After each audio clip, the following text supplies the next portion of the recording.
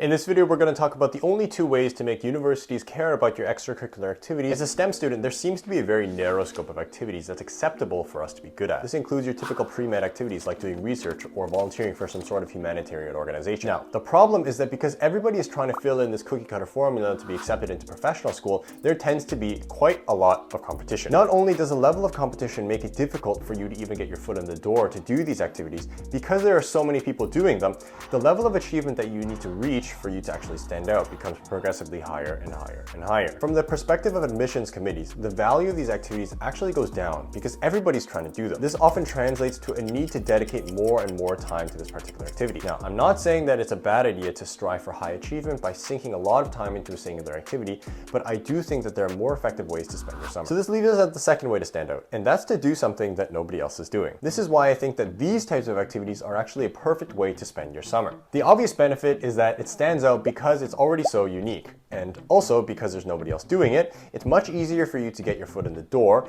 and to reach an appreciable level of relative achievement. So, a couple of different far-reaching examples here. The first idea is to work on getting good at some sort of a niche sport or activity. Now, you may have seen this TED Talk, I'll link it somewhere over here, but it explains that it only takes about 20 hours to become reasonably good at some activity. This might look something like rock climbing, or yo-yoing, or Rubik's cubing. These are all activities that are quite unique, things that you can learn on your own without the need for a coach or a mentor, and also activities that you can list on your application to illustrate your strengths, like creativity, problem solving, or persistence. The second idea is to write a book and to become an author. This is something that looks fantastic on an application. It's relatively easy to have an ebook published through a third-party platform like Amazon. I'll leave a link to a tutorial somewhere over here. The third idea is to work in a startup that's complementary to you, but not exactly within the industry or area that you're interested in studying. Not only is this a very valuable experience that will teach you a lot of soft skills, but it also looks fantastic on an application, especially if that startup has gone on to achieve something meaningful in the future. The fourth and final idea is to start a business. I'm thinking of something as simple as tutoring lower year or high school students with their schoolwork, or teaching people how to play the piano or the guitar. This is a pretty unique activity to list when it comes to applications,